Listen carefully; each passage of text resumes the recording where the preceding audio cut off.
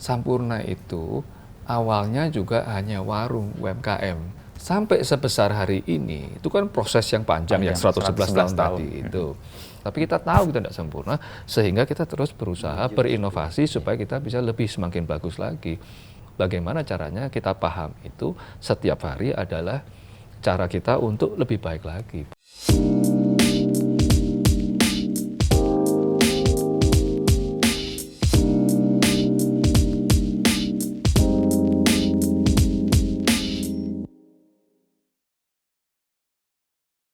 Tapi ngomong-ngomong soal sejarah, 111 tahun kan ya Pak? 111 tahun, 111 itu tahun. Nggak banyak loh perusahaan yang... Nggak banyak. Bahkan Jadi, di dunia pun. nggak banyak. Apalagi di Indonesia ya. Tapi menurut refleksi Pak Ivan sendiri, apa yang membuat Sampurna bisa bertahan sedemikian dan membawa value yang terus diwariskan gitu ya, atau dirawat dan dipelihara? Ya sebenarnya ini sih karena secara company itu filosofinya itu kuat dari awal gitu. Yang kalau orang bilang itu kan sekarang sustainability lah. Tapi sebenarnya filosofi perusahaan itu namanya kan 3 tangan. 3 tangan. Nah, 3 tangan ya, yang logo 3 tangan itu. Nah, logo 3 tangan itu kan dari 1913 sudah dipakai bahwa untuk Sampurna besar itu tuh 3 pilar ini harus berjalan beriringan. Nah, pilar pertama itu kan tentunya konsumen dewasa. Ya, yang kedua itu adalah kayak kita ini yang anggota keluarga Sampurna, pegawainya gitu, dan juga mitra bisnis. Itu pilar kedua. Nah, pilar ketiga itu masyarakat luas. Nah, kita percaya bahwa kalau ini 3 ini berjalan, maka Sampurna akan bisa besar. Nah, ini yang resepnya itu sebenarnya sesimpel itu, bahwa perusahaan nggak bisa sendirian, harus bareng-bareng sama yang lain. Sebenarnya sesederhana itu gitu. Yang kalau sekarang kita mungkin kenalnya konsepnya sustainable business kan. Gitu. Tapi ini dari 111 tahun yang lalu loh. Itu sudah ini loh. Dan kalau ngomong soal tadi kan manfaatnya nggak hanya untuk perusahaannya sendiri, tapi juga masyarakat. Ini kan konsep yang sekarang sangat modern dikembangkan sebagai social entrepreneurship, sustainability. Itu sudah 111 tahun yang lalu. Udah 111 tahun. Makanya kenapa bisa berkembang ya karena di situnya kenceng. Ya. Disitunya dan kuat. Ini kelihatan sih sampingnya Pak Ivan kan ada Pak Gunawan dan ada Pak Ibu Tri. Iya. Ini 2 sosok yang dapat manfaat dan sekaligus mengembangkan nilai itu kan. Iya, benar. Kalau tadi saya cerita di ruangan sebelah, Pak Agun dan Bu Tri tadi cerita bagaimana awal mula menjadi toko kelontong dan kemudian ketemu dengan SRC dan mendapat manfaat yang luar biasa tadi. Iya, betul sekali. Saya cerita Bu Tri, apa yang mempengaruhi perkembangan dan manfaat baik dari toko kelontong Bu Tri setelah SRC terlibat ya? Sebelumnya perkenalkan, nama saya Tri, saya pemilik toko SRC Trijaya, salah satu UMKM binaan dari SRC. Toko saya lokasinya itu ada di daerah Ciputat. Sebelumnya saya ucapkan terima kasih ya Mas Inu sudah diundang untuk ikut serta dalam acara ini. Gitu. Jadi dulu pertama kali saya sebelum gabung SRC itu toko saya itu hanya toko kelontong yang biasa-biasa saja, dari penampilan lumayan gelap, berantakan, banyak rencengan-rencengan seperti itu dan nggak tertata rapi lah seperti itu.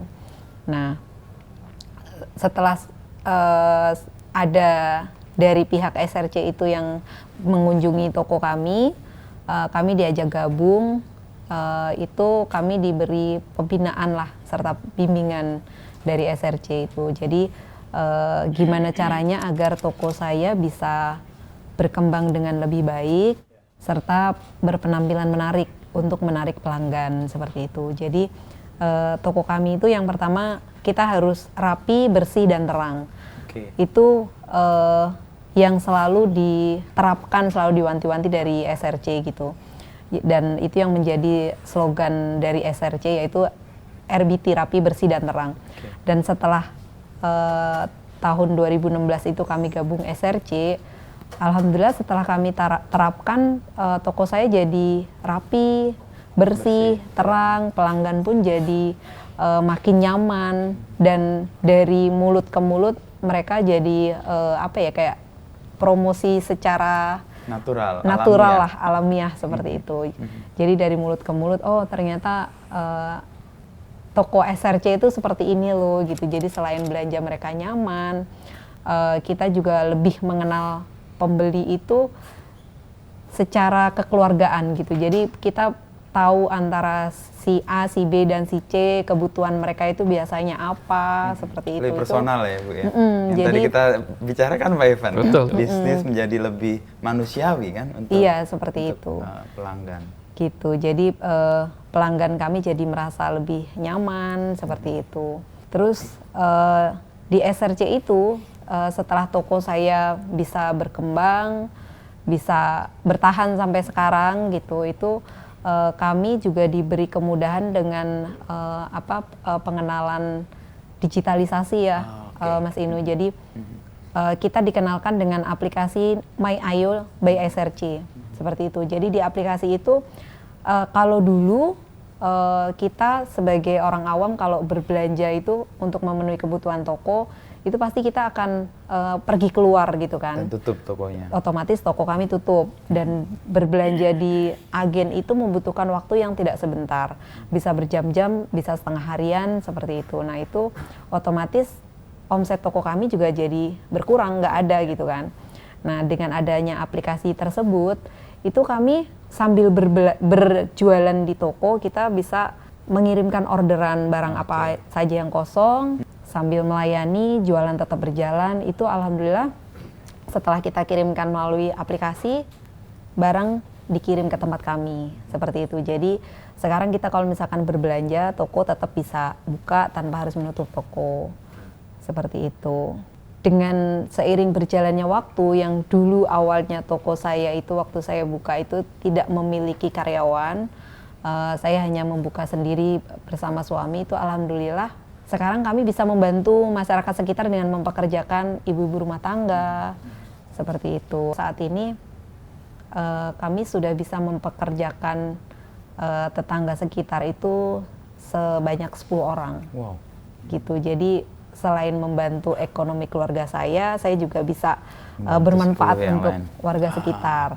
Seperti itu. Terus ada satu lagi. Itu toko kami itu di SRC itu kita menyediakan satu space, kita khususkan untuk menampung produk UMKM warga sekitar. Yang pojok lokal tadi. Yang namanya pojok lokal. Iya, jadi kita sama teman-teman itu ada satu space yang menyediakan tempat untuk mereka menjual hasil karya mereka gitu, yang tadinya mereka bingung mau jual di mana, mau titip di mana, itu kami siap menampung. Seperti itu. Jadi mereka alhamdulillah bisa menjual produk mereka di toko kami, di pojok lokal tersebut. Pak Ivan, saya mau tanya nih, ini salah satu pilar yang tadi Pak Ivan jelaskan kan, kemanfaatan tidak hanya ke karyawan, tidak hanya ke perusahaan, tetapi ke masyarakat yang luas. Apa konsep yang dibangun oleh Sampurna sendiri ya dengan ini? Nah, ini kan tadi saya katakan kan, maksudnya Bu Tri ini salah satu permata kita ini, karena program ini tuh sangat buam buat Sampurna karena kita merasa bahwa dampak terhadap masyarakatnya tuh luas sekali. Persis. Nah, kalau saya boleh cerita, ini saya lupa tahun berapa saya pertama kali ketemu Wajah Putri itu. Di Tangsel itu. Tapi kalau ke sana itu boleh dilihat sejarahnya kok, ya kan? Bisa dilihat sejarahnya perjuangan hidupnya, kalau saya boleh ngomong gitu kan, bagaimana dari awal sampai bisa seperti sekarang. Yang bahkan bukan, mohon maaf, sudah mapan seperti hari ini, tapi sudah sampai membantu orang. Betul, 10 tadi ya karyawan. 10 dan belum yang sekitar yang dibantu tadi. Nah, SRC ini, itu dulu tuh dimulai dari, terus terang waktu itu saya pribadi, kebetulan kita lagi market visit gitu kan, namanya orang penjualan market visit. Saya ketemu teman di kota Bandung waktu itu, peritel juga seperti Putri. Nah, setelah kita ngobrol ini, dia bilang, Mas, nanti kalau kesini lagi, mungkin sudah nggak ketemu saya. Nah kan saya kaget kan, kenapa nggak ketemu? Dia bilang karena kayaknya saya harus tutup. Karena sekitar itu ekonomi lagi nggak bagus, ada pabrik yang harus mengurangi, sehingga dia merasa ini sudah nggak bisa berjalan, ada toko lain yang lebih modern, yang manajemen modern, nggak bisa bersaing. Nah itu terus terang kepikiran gitu, karena saya pikir prinsipnya kan 3 tangan tadi. kalau mitra bisnis kita ini terdampak, kita juga akan berdampak gitu. Jadi waktu itu saya mikir, ini gimana caranya gitu. Karena kita juga sebagai perusahaan, kan bukan masalah akses keuangan, kita juga nggak bisa seperti itu, kita bukan perbankan. Terus kita mikir waktu itu, apa sih yang bisa dilakukan? Terus muncullah ide, gimana kalau kita bikin program, sehingga bisa memberikan pelatihan, ya istilah kerennya pelatihan manajemen, tapi sebenarnya bagaimana menata toko. Ya, yang tadi RBT yang tadi, RBT yang tadi. Secara mudah dikenali ya. Bukan hanya fisiknya harus RBT, tapi harus dekat, hemat dan bersahabat. Nah, kata bersahabat ini kunci karena ini bicara komunitas. Persis. Ya, jadi kita mau supaya kalau orang belanja ke toko SRC itu bukan cuma lihat fisiknya bagus, tapi juga rasa manusianya tadi itu dapat gitu. Nah, syukurlah yang itu berhasil sehingga dari program yang awal itu akhirnya bisa seperti hari ini dan akhirnya skalanya itu bukan cuma di anggota SRC-nya yang hari ini sudah 250.000 nasional, tapi di dalam itu pun mereka bisa memperkerjakan tetangga sebelah, bahkan membantu ibu-ibu yang UMKM yang lebih kecil lagi gitu. Nah, ini multiplier efeknya jadi besar. Nah, dari sini Sampurna merasa bahwa kalau program ini berkembang, maka juga Sampurnanya juga akan tetap bisa besar. Makanya kita sudah 111 tahun dan moga-moga bisa lanjut 118 tahun berikutnya, kan begitu. Ini justru yang paling penting. Tadi satu dari tiga pilar tadi ya, bahkan ini kan juga sudah masuk ke pilar yang ketiga, dalam artian masyarakat luas juga terbantu. Gitu. Dan waktu COVID pun juga mungkin orang susah, kita juga membantu bagaimana supaya waktu itu kan SRC ada ininya ya, petunjuk gimana sih caranya beroperasi di dalam situasi seperti itu. Pengunjung harus cuci tangan dulu, dipasangin itu block screen kan supaya nggak terjadi paparan. Akhirnya sampai sekarang block screen itu masih ada. Karena jejak sejarah yang penting itu. Betapa karena itu kepedulian itu dibangun. Setelah saya rasakan itu justru jadi pengaman buat kami di kasir. Kita khawatir loh dulu Mas Inu itu karena waktu COVID itu kalau toko-toko ini tidak bisa beroperasi ini gimana kelangsungannya kan. Jadi akhirnya kita mikirin ini cara edukasinya gimana? Pakai aplikasi kan dulu kan dikirimin misi. Ini karena kita sendiri juga nggak bisa fisikal terlalu karena pada saat itu kan kita harus membatasi aktivitas fisik. Akhirnya lewat ini kan dulu. Berkat pandemi itu yang awalnya kita juga ketakutan juga kan, wajar gitu namanya, semua orang tidak boleh keluar rumah seperti itu kan, gimana caranya kita bisa tetap berjualan gitu. Akhirnya dari pihak SRC itu juga kami dibimbing lagi, dibina lagi gitu. Jadi kita harus menyediakan namanya delivery on call. Jadi itu menjadikan ujung tombak buat toko kami agar bisa tetap berjualan, melayani pembeli tanpa mereka harus keluar rumah. Seperti itu. Jadi omset kami dari delivery itu meningkat drastis selama pandemi. Iya. Tapi karena basisnya komunitas dan trustnya kan tinggi berarti kan. Ketika pandemi orang nggak ada isu tentang trust lagi kan, karena ini bagian dari mereka yang mensupport kan, orang mau menerima itu ya. Iya, bahkan dari segi pembayaran seperti itu kan juga kita dimudahkan. Jadi dari SRC itu kami diberi kemudahan dari segi pembayaran melalui QR, melalui yang lain-lain lah gitu. Jadi tanpa harus uang tunai, mereka bisa tetap bertransaksi seperti itu, Mas Inu. Ya. Ini di sebelah Pak Ivan sudah ada Pak Gunawan. Kan selain tadi membina toko kelontong dan membesarkan dari hanya 50 sekarang 250.000 dan seluas Indonesia, dan dampaknya kalau kita lihat beberapa riset kan juga sangat signifikan ya, 11% dari PDB kita itu proven sih. Kalau satu toko kelontong misalnya setahun 1 M aja itu sudah terbagi.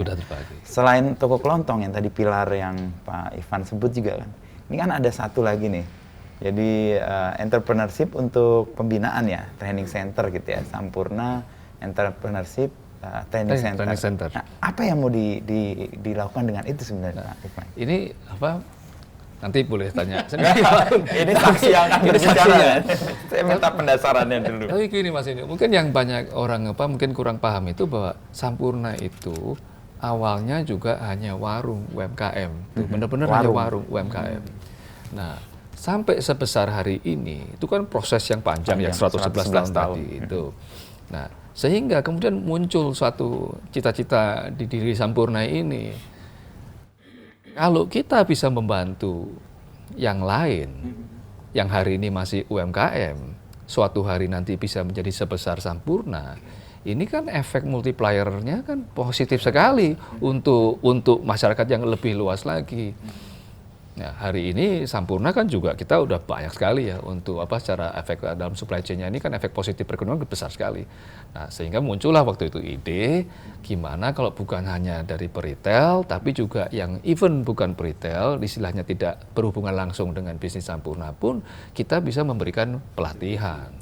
Nah, itu bikin lahan yang luas di sebelah pabrik itu 27 hektar itu yang memang dikhususkan untuk memberikan pelatihan, pendampingan itu kan bagaimana supaya para UMKM ini bisa terpapar dengan manajemen yang lebih modern. Ini banyak sekali ini. Nah, tapi karena hari ini ada mungkin Pak Gun yang ceritain kan. Pilot kita yang tadi yang benar. Baik. Terima kasih Mas Dino atas kesempatannya, Pak Ivan juga tempat yang luar biasa dan kesempatan yang luar biasa. Kami dikenalkan dengan SCTC. Dan saya mendaftarkan diri karena menarik programnya. Program ini sangat luar biasa, Mas. Jadi istilahnya kami hanya sekedar petani biasa, tetapi dimodali dengan ilmu-ilmu digital dan lain sebagainya, sampai akhirnya saya diluluskan, dibimbing dan diluluskan mau bersertifikat BNSP, Mas. Itu kan artinya ada pengakuan dari negara bahwa saya mampu untuk membagikan ilmu apa yang diberikan oleh SCTC. Terima kasih banyak, Mas. Kebetulan Mas, kami ini bergerak dari hulu sampai hilir. Kami membina petani sampai kepada teman-teman yang membuka kedai teh. Dari ujung ke ujung ya? Yang ujung ke ujung. Nah ini kalau tidak dimodali dengan ilmu ya opo Mas, nggak kemana-mana gitu. Ya karena bimbingan SCTC sehingga teh ini berkualitas dan diterima oleh pasar Mas. Nah ini kan bukan ilmu kaleng-kaleng ya Mas ya, bisa sampai ke sana. Dan tidak berhenti di situ, Mas. Kami pun dibina, dikawal sampai ke negeri Jepang dan juga ke Cina. Yang punya tradisi teh lebih tua ya? Lebih tua, Mas. Bahkan menurut sejarah itu teh Jepang itu derajatnya lebih tinggi daripada Cina.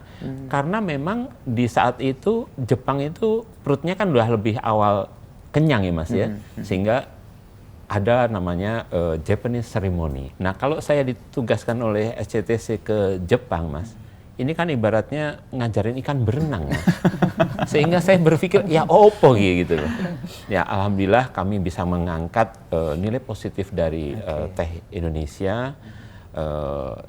Ya inilah House of Tea dengan Indonesia Premium Teh, Mas.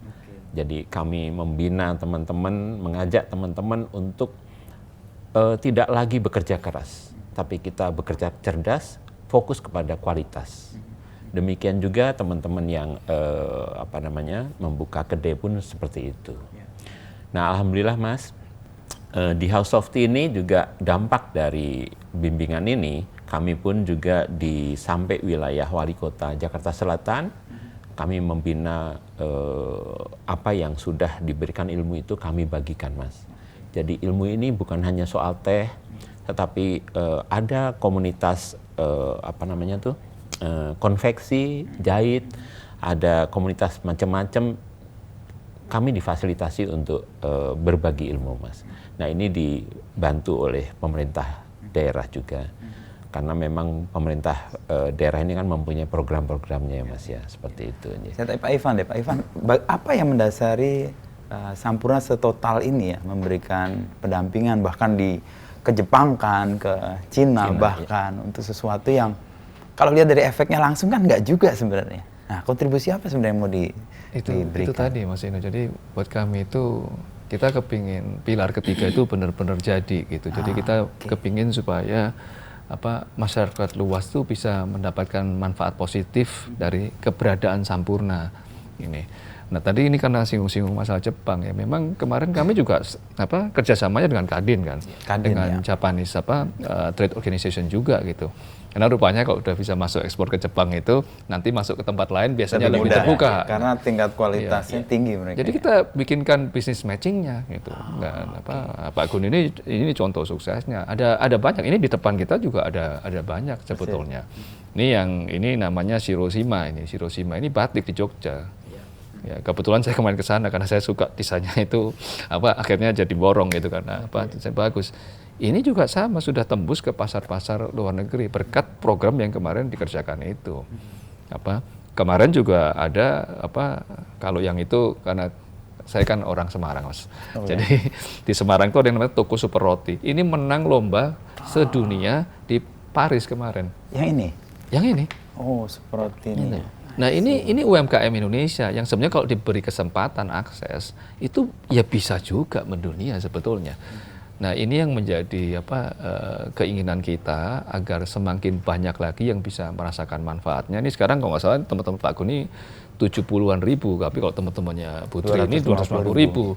Nah ini kan kita kepingin supaya semakin banyak lagi. Ini pasti kok kalau semakin banyak yang terpapar ini akan semakin maju. Nah kita kepingin supaya nanti bukan hanya Sampurna yang melakukan hal seperti ini ya. Yang dimulai dari UMKM dan berhasil seperti hari ini, kita kepingin yang lain juga bisa seperti itu. Oke. Makanya tadi melibatkan banyak pihak juga ya. Misalnya tadi dengan Kadin, dengan pemerintah daerah yang disebut. Betul. Artinya kan semakin banyak pihak yang punya concern yang sama, maka dampak yang akan dihasilkan kan jauh lebih besar juga. UMKM ini kan pilar ekonomi Indonesia. 90% lebih itu kan di UMKM. Nah ini yang harus sama-sama digerakkan dan kita kerjasama dengan berbagai pihak karena banyak kok yang punya interest yang sama ya. Itu. Jadi ya inilah yang selalu kita tekankan lah yang semoga ya diterima dengan baik gitu. Saya 2017 atau 2018 saya sempat studi tentang social entrepreneurship. Apa yang dilakukan Ibu Tri, Pak Gun, juga Sampurna sebenarnya kan. Salah satu pilarnya yang saya waktu itu pelajari adalah kemanfaatan sosial yang nyata. Dan itu akan jadi salah satu daya dukung untuk keberlangsungan bisnisnya juga. Dan ini kan terbukti ternyata dari apa yang tadi 3 pilar Pak Ivan sebut ya. Ketika masyarakat luas itu mendapat manfaat, dia tidak hanya akan menerima manfaatnya saja, tapi dia akan mensupport yang memberi manfaat itu kan. Ini kan saya sebenarnya baru balik nih dari Surabaya karena kita baru merayakan ulang tahun yang ke-111 27 Agustus kemarin ya.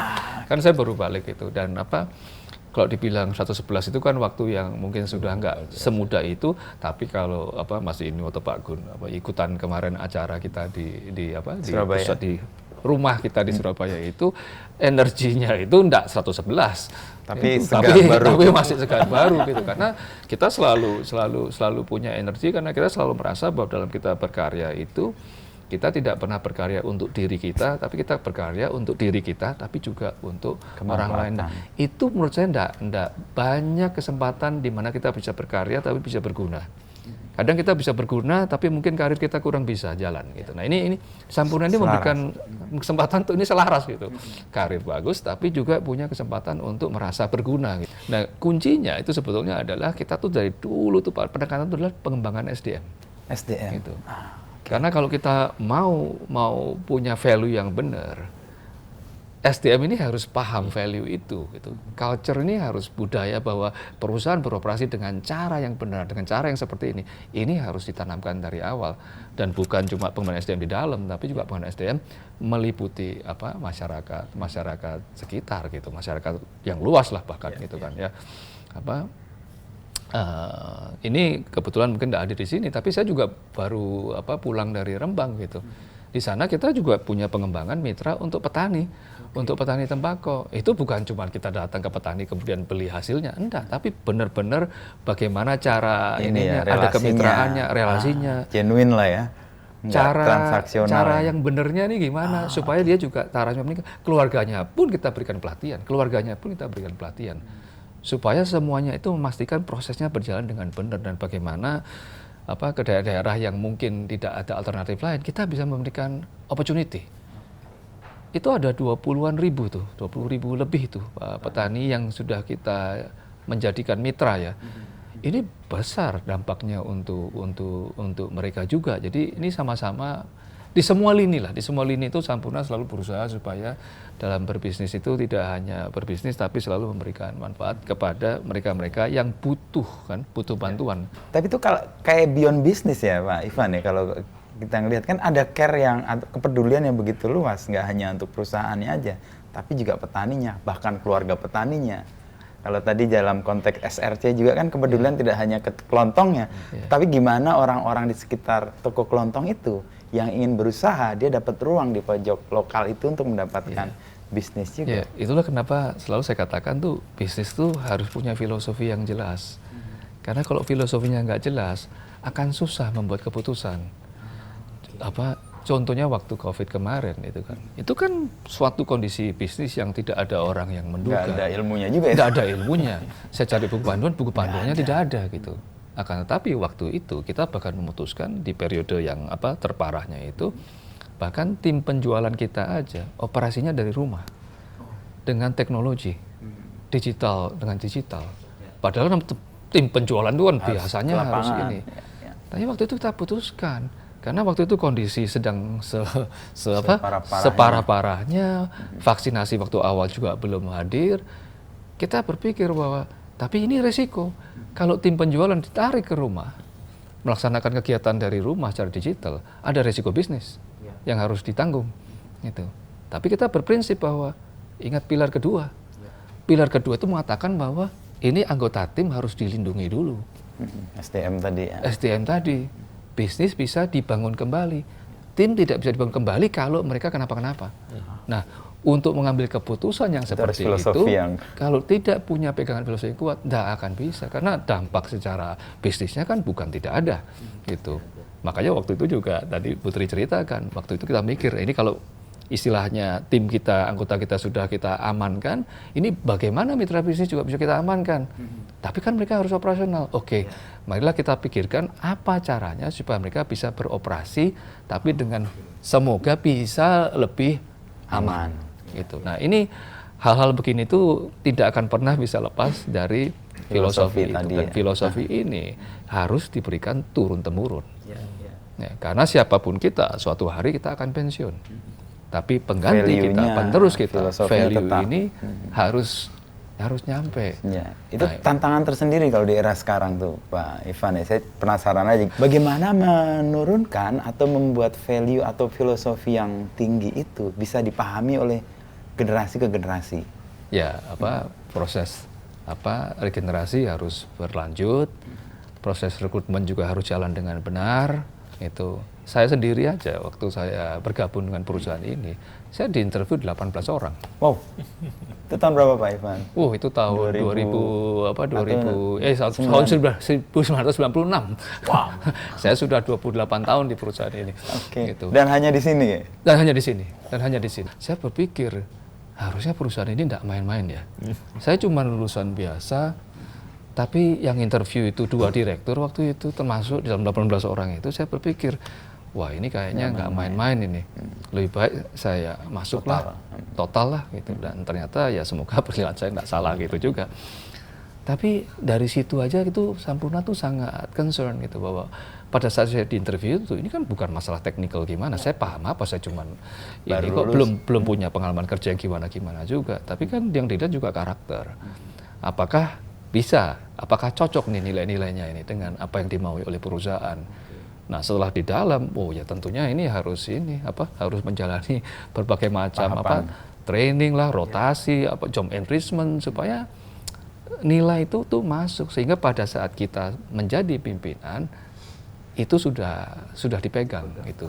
Jangan sampai lepas lagi. Nah, prinsip-prinsip yang namanya meritokrasi lah, diversity, kalau di Sampurna itu sangat beragam. Kita ada di Sapong Merauke. Jadi itu semuanya ada. Nah, ini harus kuat karena mencari regenerasi tadi gitu. Dan sekarang tuh talent Sampurna ada di mana-mana gitu, Nah, tentu setelah kita bergabung dengan Philip Morris International, ini kan jangkauannya semakin dunia. Ya, internasional ya. Talent Sampurna itu hari ini saya bisa katakan Pak, marketing director di Amerika itu orang Indonesia, direktur keuangan di Meksiko orang Indonesia, dan masih banyak lagi. Kita ada puluhan orang talent Sampurna yang sekarang sedang berada di luar negeri dengan assignment masing-masing gitu. Dan bagian dari pengembangan tadi. Dan sebaliknya ada juga orang-orang yang berasal dari luar negeri yang disekolahkan di Sampurna. Karena Sampurna inilah tempat yang baik, bukan cuma untuk belajar masalah teknis, tapi juga belajar masalah value tadi, filosofi tadi. Nah, ini yang terus dikembangkan gitu, yang terus dikembangkan perusahaan, karena ya inilah. Waktu saya dulu ngalami ini ya mungkin sama dengan proses Putri gitu kan. Awal mula kan susah ya, sakit juga rasanya. Sakit rasanya, dan kita kan masih muda, nggak paham. Kenapa aku dipindah ke sana? Kenapa aku harus dipindah gitu. Saya ingat dalam 2-3 tahun pertama itu saya pindah meja kerja itu berapa belas gitu. Ini susah sekali kita bekerja gitu. Tapi kan itu semua proses. Pembentukan ya. Itu pembentukan selain pemberian teknikal, tapi pembentukan karakter, value tadi ya, filosofi yang mau ditanamkan. Iya, itulah kenapa tadi kan Putri cerita juga, ya kan? Bukan hanya di SRC-nya loh. Putri ini tadi belum cerita ini. Putri ini kan juga aktif di paguyuban komunitas kan, SRC kan. Dan paguyubannya apa sih?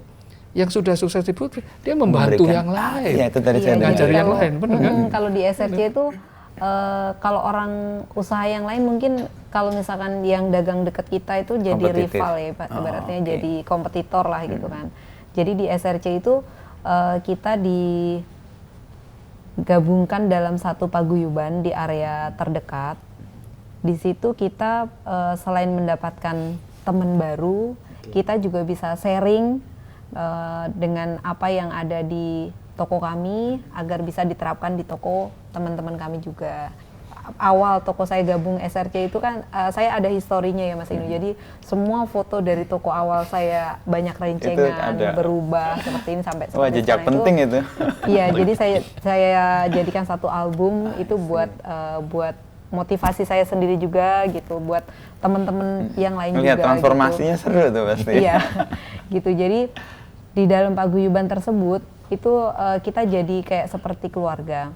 Ada toko temen paguyuban kami itu yang penataannya itu sangat berantakan sekali karena dia selain jualan sembako juga jualan sayur. Jadi kan otomatis kelihatan kumuh gitu kan. Nah, saya berdua sama suami dan sama paguyuban yang lain dibantu sama coach dari SRC itu gimana caranya biar toko mereka tuh juga bisa sama seperti Trijaya, walaupun tokonya kecil tapi bisa RBT gitu, bisa rapi, bersih dan terang. Jadi kita cari barang-barang bekas tapi yang masih bisa dipakai di tukang loakan seperti itu. Nah itu sama suami saya itu karena memang basicnya beliau sebelum gabung saya di SRC itu tukang, jadi dimodifikasi biar jadi rak, biar bisa jadi tempat untuk pemajangan barang-barang gitu. Jadi kita nanti sumbangsih dari satu temen ke temen yang lainnya. Ini gotong royong. Gotong royong. Iya, jadi apa yang kami dapatkan dari SRC, karena dulu waktu awal gabung saya juga diberikan testimoni toko yang sudah sukses.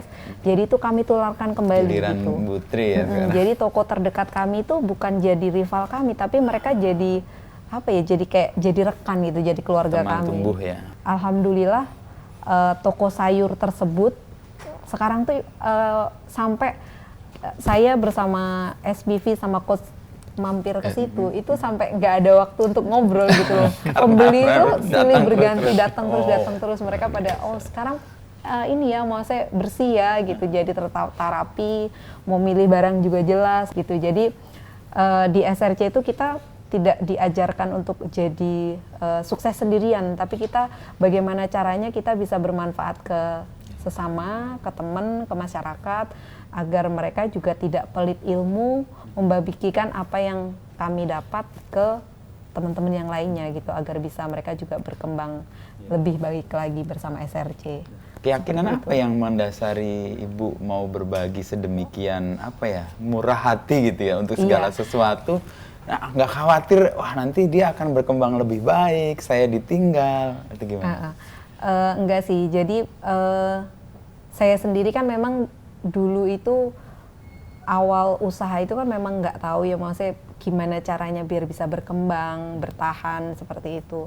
Nah, karena berkat dari SRC, saya dibina tanpa harus membayar, gitu kan, bahkan kita diberikan aplikasi dan segala macamnya itu tanpa pamrih. Jadi secara otomatis kami juga ingin menularkan apa yang diberikan SRC itu kepada teman-teman semua. Dan cuma-cuma juga. Iya, jadi prinsip kami itu semakin banyak kita menebar, insya Allah kita akan banyak menuai gitu. Jadi di saat saya ada masalah, ada kesusahan itu alhamdulillah ada aja jalan keluarnya. Seperti itu. Iman yang dalam dan keyakinan rezeki kan sudah ada yang ngatur. Iya, rezeki sudah ada yang mengatur. Gitu. Dan nggak salah alamat karena yang Betul. ngatur lebih Jadi jago dari pengantar sudah paket. gabung SRC itu sudah jalan yang sangat benar sekali gitu Mas Inu. Gitu di saat yang lain banyak usaha yang pada gulung tikar, alhamdulillah kami masih bisa bertahan sampai saat ini. Itu semua berkat dari bimbingan SRC. Ya tadi dengan proses digitalisasi dan akhirnya tumbuh bareng-bareng tuh semua kan. Nggak ada cuma tumbuh satu, yang lain nggak tumbuh, tapi ayo. Dan ini mandiri loh Mas Inu. Ini kan mandiri tadi kan Putri cerita, ini kan mandiri gitu. Ya, bukan perusahaan menyediakan modal dan sebagainya. Ini benar-benar swadaya gitu. Nah, ini justru yang buat saya, lah inilah nilai karakter yang kuat tadi gitu. Bagaimana prinsip dasar perusahaan beroperasi bahwa harus berguna buat yang lain. Itu bahkan sudah terjadi transfer ke dalam anggota. Bukan Sampurna lagi karena tapi bahkan ini karena kan ini kan kalau di modern sekarang kita bicara kan pay it forward kan. Ya, pay it forward. Tapi ini terjadi gitu dan kemanapun kita pergi proses ini terjadi di seluruh ini gotong royong itu. Yang kalau secara logika bisnis modern kan kompetitor ya. Iya. Ini agak logiknya nggak masuk juga, tapi ternyata karena di paguyuban. Iya, kalau dipikir emang nggak masuk akal, tapi emang itu yang terjadi. Nah itulah Indonesia. Itu yang buat saya justru membedakan kita dengan yang lain. Dan kenyataannya sampai hari ini berkembangnya cepat. Kita tahun berapa itu jumlah anggota cuma 9.000 loh. Tapi begitu proses ini bergulir itu cepat. Panjang. Karena tadi manfaat yang nyata dan manfaat itu bisa ditularkan lagi oleh orang lain yang mendapat itu. Dan sudah dibuktikan dan saling membantu kok. Saya saksinya bahwa di dalam COVID itu semua orang bingung harus ngapain. Ada aja yang ketemu solusi. Dan karena sudah ada paguyuban, akhirnya solusi itu ditularkan ke yang lain. Yang lain kemudian modifikasi sesuai daerahnya masing-masing. Akhirnya semua bertahan.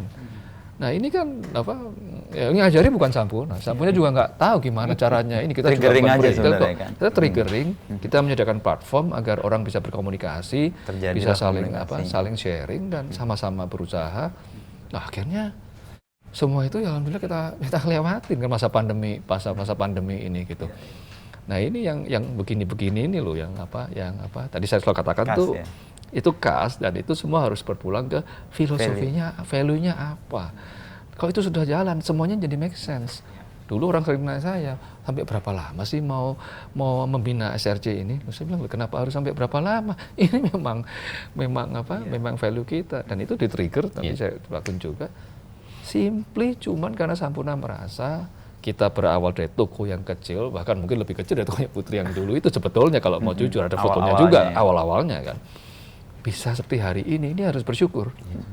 Nah bersyukur itu ya diwujudkan dengan berbagai macam. Salah satu yang kita pilih adalah bagaimana hari ini Sampurna itu memperkerjakan tuh orang tuh tim kita tuh 90.000 lebih. 90.000 ya. Pabrik sudah ada 50 lebih. Tahun ini aja kita buka pabrik lagi. Nah ini kan multiplier-nya tuh besar ya, besar sekali gitu. Nah, dengan multiplier besar itu kalau semakin banyak yang bisa seperti Sampurna waktu awal merintis dulu, wah itu multiplier-nya akan luar biasa sekali. Nah itu yang selalu kita cita-citakan. Dan value-value yang tadi tumbuh khas Indonesia tadi, saya baru ngeh kenapa kok pihak luar atau bahkan dari talent-talent dari luar itu perlu ke Indonesia untuk belajar hal-hal yang mereka mungkin nggak paham kalau hanya dijelaskan kan. Tapi harus datang dan melihat soal tadi gotong royong tadi. Dalam bisnis yang umum ya mungkin Pak Gunawan juga bisa cerita kan agak nggak masuk akal tuh dia bekerja sama dengan kompetitornya untuk tumbuh bareng-bareng untuk men-serve konsumen yang sama sebenarnya. Ini harus dirasakan. Maka banyak juga talent-talent kita yang kemudian sekarang penugasan di luar negeri karena mereka diharapkan bisa menularkan best practice value itu ke tempat-tempat yang lain juga dan ada orang juga yang datang ke sini untuk belajar juga. Nah, inilah yang menjadi kebanggaan kita juga bahwa ternyata value Indonesia itu bisa di dunia bisnis yang modern dan bahkan menjadi keunggulan gitu. Betul. Jadi keunggulan gitu. Dan sesuatu yang sebenarnya kalau dalam kategori teori mungkin baru terjelaskan, tapi dalam praktek itu sudah jalan jauh. Sudah jalan. Ketika misalnya saya tadi sebut yang soal social entrepreneurship tadi, kemanfaatan buat masyarakat luas. Itu kan tren yang muncul 15-20 tahun terakhir. Tapi di Indonesia perjalanan itu kan sudah dilalui dengan misalnya Sampurna sendiri. Jadi pabrik kita aja itu kan tidak semuanya dimiliki dan dioperasikan oleh Sampurna, tapi kita bermitra dengan puluhan pengusaha lokal ataupun koperasi daerah. Kalau ditanya apakah Sampurna bisa bikin pabrik, ya bisa juga. Tapi buat apa juga kalau harus semua diambil? Buat apa juga? Justru kita memilih untuk selalu punya mitra. Di semua lini bisnis Sampurna, itu kita selalu bermitra. Tahun ini itu kita ada 5 mitra baru yang untuk pabrik itu tadi. Dan setiap kali kita buka pabrik di suatu daerah, itu sudah pasti bermitra dan perekonomian di sana multiplier-nya pasti besar. Ya, karena dengan banyaknya ribuan orang yang di hire tadi itu, tentunya kan akan ada yang diperlukan dari transportnya, kos-kosannya, mungkin tempat makan sekitar dan sebagainya. Kelontongnya juga. Itu besar gitu, dan kita selalu melakukan pilihan-pilihan tersebut gitu. Saya pernah punya pengalaman ke salah satu pabriknya, nggak di Ponorogo atau daerah Pacitan deh.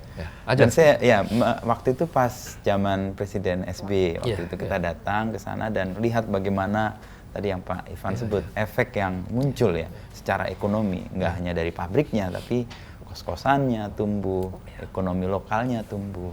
Dan kemudian dalam perkembangan kan Philip Morris masuk. Ada perkembangan dan dampak yang nyata nggak, atau exchange value juga muncul? Exchange value, tapi yang tadi saya katakan justru value kita itu yang ternyata kemudian dipandang lebih, loh kok ini dari 1913 sudah menerapkan prinsip-prinsip SDG kan.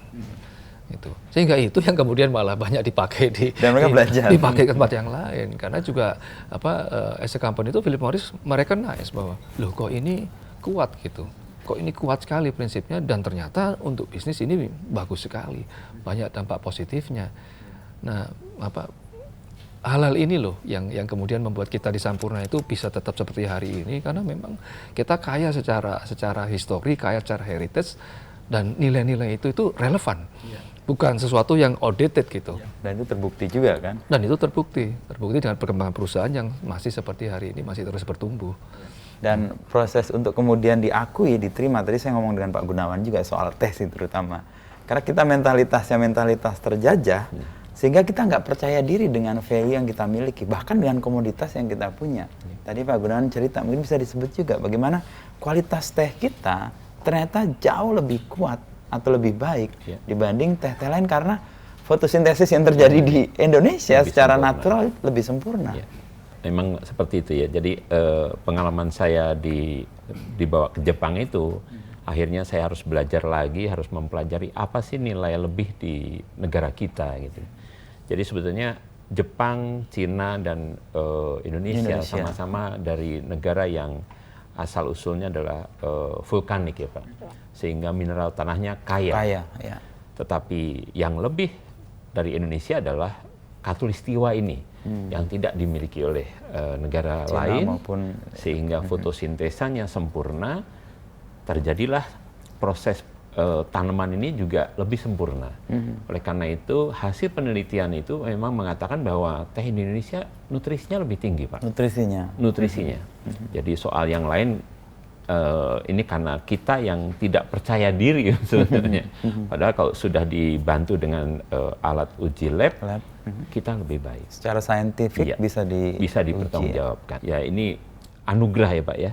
Indonesia anugerah. Kenapa dulu kita sampai dijajah VOC? Ya karena memang kekayaan mineral dalam tanahnya. Seperti itu. Mereka datang karena melihat potensi yang besar. Betul, itu ya. Nah, untuk menjadikan sesuatu yang punya kualitas ini diakui, kan butuh cerita kan sebenarnya Pak Gunawan ya. Tadi juga kalau Pak Ivan kan cerita 111 tahun terus Philip Morris masuk, ternyata ini jalan nih ternyata, dan akhirnya direcognize dan diambil. Nah, kalau di kita apa yang Pak Gunawan sendiri lihat kekurangan yang perlu dimunculkan ya atau diperbaiki? Kami kan juga diajarkan tentang digital dan telestory ya Pak ya. Storytellingnya ini harus lebih kuat. Cerita-cerita ini tidak pernah diangkat. Nah, mulai sekarang sudah mulai, makanya kita sampai bisa kirim ke Texas, bisa ke Taiwan, ke Malaysia. Ya ini semua dimodali. Kami dimodali dengan ilmu gitu kan. Dan jaringannya kemudian terbuka ya karena itu ya. Ini memang dibukakan jaringan Mas. bukakan jaringan. Dengan kami hadir di Jepang dan di Cina ini dampaknya luar biasa. Dalam proses yang bersamaan, kalau tadi value produk itu kan muncul setelah diceritakan, setelah orang dapat manfaatnya. Kalau Sampoerna sendiri karena proven selama 111 tahun ini bisa menghasilkan, bisa bertahan gitu. Dan kita harus terus berinovasi. Jadi, dan saya setuju sama Pak Kun bahwa namanya kita ini nggak boleh minder, karena karya yang kita bikin di Indonesia ini bagus kok dan bisa kemana-mana. Saya kalau tadi kan ini balik lagi ke digital tadi kan, bicara digital. Di tahun mungkin 2018 atau 2019 lah, itu kan kita melihat bahwa Asars ini sudah besar. Terus kita ngeliat, ini kita banyak bicara tentang RPT, rapi bersih terang, bicara bersahabat. Tapi kan pada saat itu ada era e-commerce, digital. Wah, ini para pedagang UMKM ini tidak punya akses terhadap digital. Kita bikinkan. Yang tadi namanya Ayo SRC itu, kita bikinkan supaya bisa, bukan cuma untuk putri belanja ke atas, tapi juga dipakai juga untuk putri itu bisa koneksi dengan pelanggannya bahkan gitu. Ini fasilitas saja. Aplikasi itu yang dibikin benar-benar dalam negeri oleh kita sendiri, hari ini sudah dipakai di Filipina, sudah dipakai di Saudi Arabia, karena di Afrika. Gitu ya? Betul. Jadi ini bersaing dengan aplikasi-aplikasi dari luar negeri. Itu ternyata kita yang dipilih. Kenapa ya? Karena kita punya aplikasi lebih tepat guna, lebih tepat sasaran. Karena kita ngerjakan sendiri, kita tahu kok apa yang kita perlukan. Kita bukan software house, tapi kita persis ini apa sih yang dibutuhkan. Udah dipakai. Dan ini ada banyak negara yang lagi dalam tahapan proses antri ini ya, implementasi. Itu saya katakan bahwa kita ini nggak boleh, kita harus percaya diri. Karya kita ini bisa bersaing di pentas global, itu bukan sesuatu yang cuma mimpi. Itu bisa. Harus berani. Karena basisnya tadi clear kan, memecahkan persoalan real dan tepat guna juga. Tepat guna. Dan ternyata persoalan kebutuhan masyarakat di Indonesia bisa diaplikasikan juga di negara lain. Kalau kita bicaranya memberikan manfaat kepada pihak-pihak mitra bisnis masyarakat luas, ini kan nilai yang universal. Nah, kalau dibangunnya dengan spirit itu, ya itu akan bisa universal. Banyak orang membuat sesuatu karena dia mau jualan. Kita tidak jualan. Bukan itu intinya. Intinya adalah memberikan kesempatan dan akses mau ke Pak Gun maupun ke Putri tadi. Untuk memampukan orang, usaha lebih maju lagi. Nah, nilai-nilai itu buat saya itu universal sehingga bisa dipakai di tempat lain juga. Makanya dia cepat sekali meluas juga kan. Kalau dari pengalaman Putri tadi kan. Meluas. Jadi dapat manfaat lalu ini kayaknya nggak fair deh kalau saya dapat manfaat sendiri, manfaatnya harus ditularkan ke orang lain. Kan itu kerelaan itu kan yang muncul tadi. Ada loh teman saya, anggota SRC juga ini ya. Setiap Sabtu Minggu itu dia selalu meluangkan diri dia sendiri, waktu dia sendiri, dia ngukur-ngukur pajangan ini harus berapa meter, berapa senti. Ibu-ibu ini ibu-ibu ini ibu-ibu. Dia setiap Sabtu Minggu begitu kerjanya. Sudah bertahun-tahun seperti itu sejak dari awal. Itu saya Bu, ini yakin. Dia bilang, saya sudah dapat manfaatnya persis seperti tadi Ibu. Gitu. Dan itu kalau Mas Inu sempat atau Pak Kun sempat keliling-keliling ke SRC itu, ini kan semua proses. Tidak semua itu langsung bagus. Persis ya, ada tahapannya. Kemarin saya baru pulang dari Jawa Tengah. Wah, gedungnya udah magrong gitu. Begitu saya noleh ke atas, kok masih anyaman. Masih anyaman. Mas Hakim namanya. Mas Hakim, ini atas masih belum ini plafon? Belum, sabar katanya. Saya masih ngumpulin modal katanya. Padahal ini sudah mempercayakan mungkin ada 3-4 orang gitu, tapi belum semuanya sempurna. Kalau ditanya, awalnya pekarangan yang nggak kepake, dibangun satu demi satu. Itu lihat aja nanti lantainya. Itu bisa, mohon maaf kadang-kadang apa istilahnya itu beda-beda. Beda-beda. Karena emang tahapan. Karena kami sendiri dulu juga nggak sekaligus pertama jadi. kali berubah itu juga jadi nyicil beli keramiknya tuh seduh. Malah jadi cerita itu kan. Cerita jadi menurut saya jadi ciri khas ya. Tumbuh dengan kemampuannya kan. Dan natural juga kan. Dari garasi, nanti dari garasi pindah ke ruang tamu, misalnya. Nanti lamar ruang makan kena juga. Itu. Ini persis dari Sampoerna awal kan, toko kelontong kecil. Betul. Jadi emang mengembangkan sebuah manfaat karena di awalnya melakukan itu sendiri. Jadi bukan sesuatu yang kosong gitu ya. Dan kita nerima bahwa semua itu harus berjalan proses, tidak bisa loncat. Banyak orang kan kepingin loncat itu susah. Ini proses, karena Sampurna pun kita punya filosofi, kita juga punya tagline gitu. Tagline kita adalah Anggarda Paramita, yang artinya adalah menuju kesempurnaan. Kita tidak sempurna, Sampurna tidak pernah sempurna, tapi kita tahu kita tidak sempurna, sehingga kita terus berusaha berinovasi supaya kita bisa lebih semakin bagus lagi. Sempurna itu kan utopia, tapi bagaimana caranya kita paham itu setiap hari adalah cara kita untuk lebih baik lagi. Banyak orang nanya ke saya sudah 28 tahun di sini, nggak bosan katanya. Saya bilang saya nggak pernah bosan, karena setiap hari adalah hari pertama buat saya. Apa yang kita kerjakan hari ini tidak sama dengan kemarin. Gitu. Nah ini ya filosofi ya, tapi ini merupakan tagline kita, Pak. Kita ini Anggarda Paramita. Kita tahu kok kita nggak sempurna. Sama semua anggota SRC, Pak Gun juga sama, semua anggota SCTC. Anggota SCTC kan sudah 10.000 lebih kan. Tidak ada yang sudah sempurna, tapi mereka menuju kesempurnaan, selalu berbuat lebih baik. Saya waktu kemarin ke Hiroshima itu juga surprise. Kenapa? Karena sebagai, mohon maaf, masih UMKM, tapi dia sudah bicara sustainability. Bagaimana pengolahan limbah, bagaimana dia mempekerjakan ibu-ibu di sekitarnya, sebagai penjahitnya, desainernya dia ambil anak magang dari universitas lokal. Jadi beliau sudah berpikir bahwa bisnis ini bukan bisnis untuk gimana, tapi bisnis yang bisa bermanfaat buat lingkungan sekitar. Nah itu kan yang mahal tuh di situ buat saya. Itu yang buat saya tidak bernilai. Bukan masalah apakah penjualan naik 10 kali lipat, oke itu fine, namanya bisnis. Tapi kalau berbisnis dan seperti itu, ini kan positif dampaknya. Gitu. Ya persis tadi yang Putri cerita tadi. Yang kayak gini nih loh, yang sekali lagi itu bikin kita warm di Sampurna bahwa kita semakin yakin bahwa jalan yang sudah kita ambil ini sudah benar. Karena kita merasakan bisa berkarir di perusahaan seperti ini, tapi juga bisa berbuat ke yang lain. Itu yang menjadi kunci kenapa kok 111 tahun. Tanya tadi Mas Ivan kan nyebut soal bagaimana berkelanjutan itu sesuatu yang penting. Dan juga disebut juga beberapa investasi untuk keberlanjutan. Bisa diceritakan nggak Sampurna investasi yang dilakukan untuk keberlanjutan ini?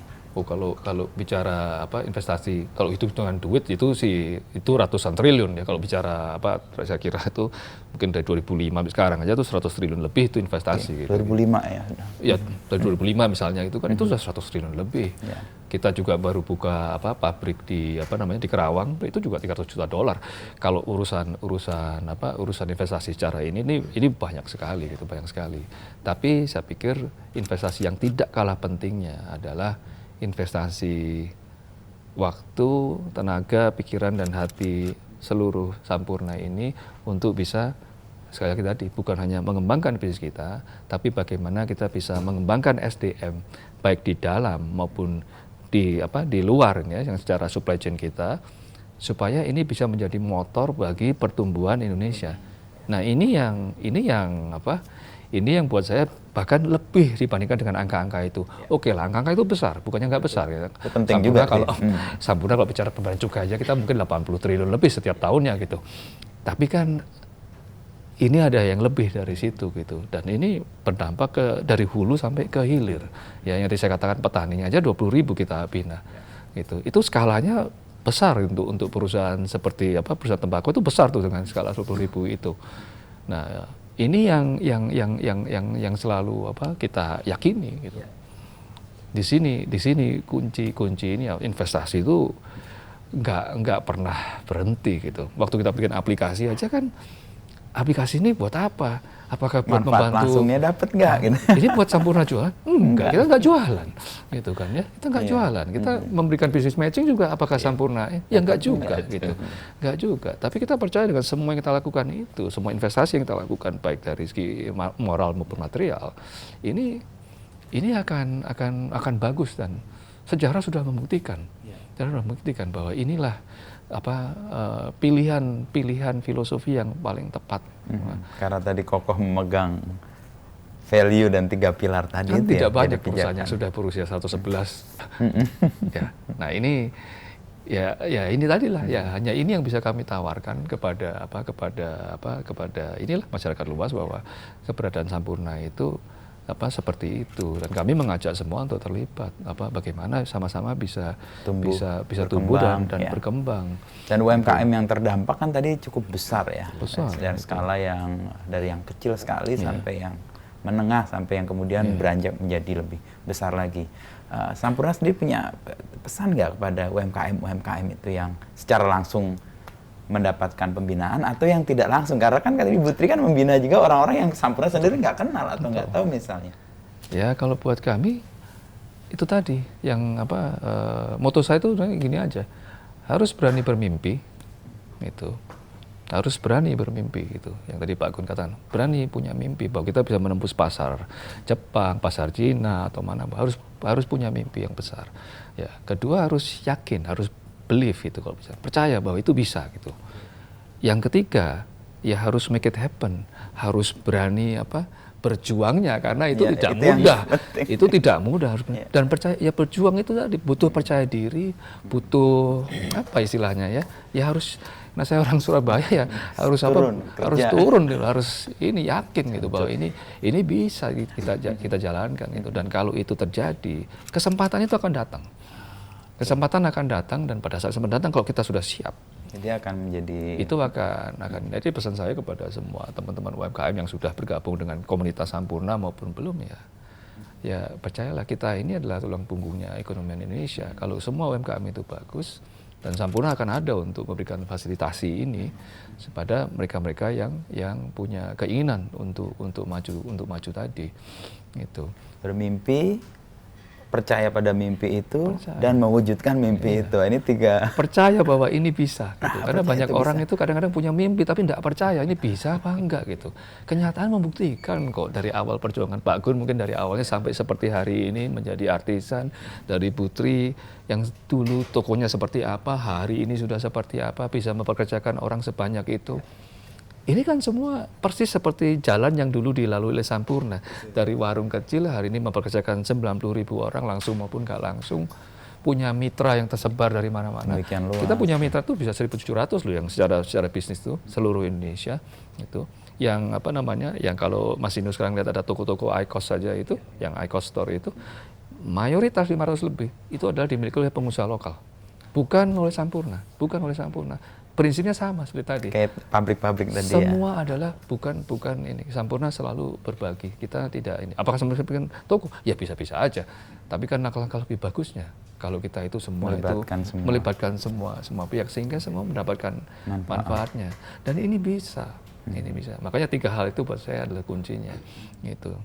Tadi mimpi, percaya pada mimpi itu, dan harus bisa berani mewujudkan. Nah, 111 tahun barusan dirayakan. Nah, 111 tahun ke depan, bayangan atau mimpi apa Mas Ivan ya untuk Sampurna, juga kemanfaatan yang tadi dipijakkan pada 3 pilar, 3 tangan tadi itu ya. Ya, tentunya kalau saya pribadi, saya bermimpi agar 111 tahun ke depan ini Sampurna akan eksis lebih bagus lagi, lebih punya dampak yang lebih positif lagi.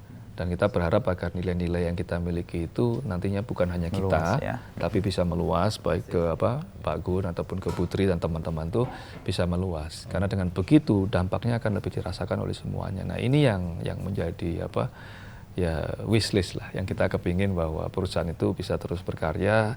Ya tadi 111 tahun lagi itu masih ada, pada saat itu tentunya saya sudah tidak ada, tapi ya berharap bahwa nilai-nilai ini bisa dipegang oleh generasi penerus berikutnya yang kemudian nanti bisa membuat Indonesia ini lebih bagus lagi, karena kita semua punya kepedulian yang sama.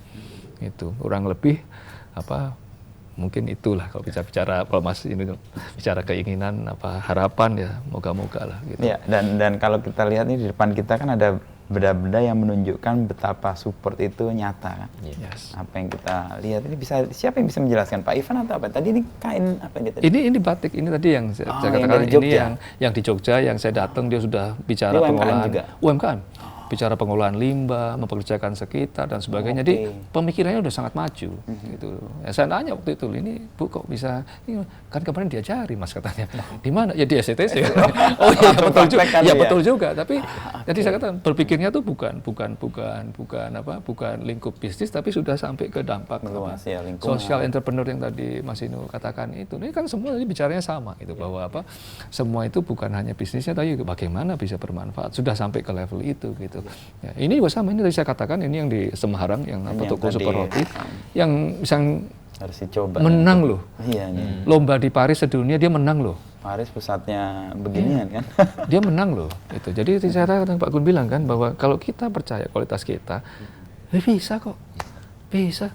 Kan nggak gampang menang di Paris. Saya kebayang gimana caranya menang di Paris. Tapi menang kok, dia juara 1 gitu. Jadi semua bisa yang kita rasa nggak mungkin. Makanya harus saya selalu bilang bermimpilah gitu. Percayai mimpi dan itu. Percaya bahwa mimpi itu bisa. Wujudkan mimpi. Dan ya harus berani mewujudkan itu yang harus kita Nah, ini wujud yang lain nih. Nah, ini yang Pak Gunawan nih. Kan? Ini Waiti nih, Pak. Waiti ya, Pak. Nah, ini dari mana ini dia asalnya? Jawa Barat dan Jawa Tengah ini combine, Pak, karena kebutuhannya memang sudah harus meluas. Ini dari petani kecil juga. Ini yang dari ekspor. Sudah. Oh. Yang Texas tadi. Texas lebih ke dark oolong. Ini ke Malaysia sama Taiwan, Pak. Oke. Dan kita punya kualitas yang lebih baik karena proses fotosintesisnya yang lebih sempurna. Iya. Luar biasa. Termasuk dengan ini nih, kayaknya apa nih, coklat ini dan hal-hal yang ini juga Earl Grey ini juga. Iya. Ini Indonesia punya. Teh kita. Luar biasa.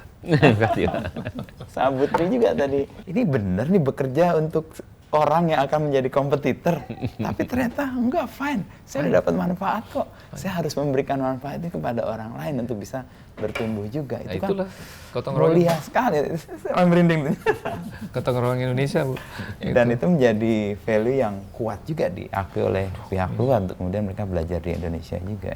Ini para anggota SRC, kalau ada bencana alam di mana aja semua bisa bergerak kok. Iya, jadi kita kalau ada teman SRC yang mengalami kesulitan pernah atau bencana, kebakaran, kebanjiran atau apa itu kita secara sukarela tuh kita menggalang donasi.